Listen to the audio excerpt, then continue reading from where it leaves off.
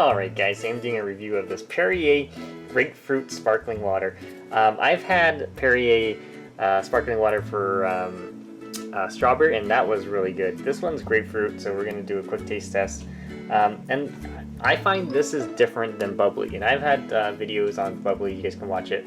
But take a look at this. As you can see, this one actually has like a little bit of calcium. I find it does quench your thirst a little bit better than bubbly does, but here's the ingredients. If you guys want to read this, pause the video. Alright, let's open this up. Do a quick taste test.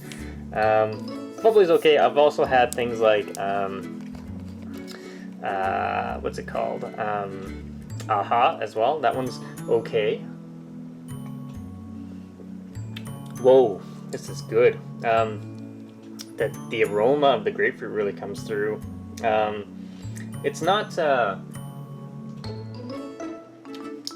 it's not as strong as like the bubbly one, but it tastes more authentic. So I would definitely check it out, guys. If you have any questions, comments, post below, subscribe to the channel.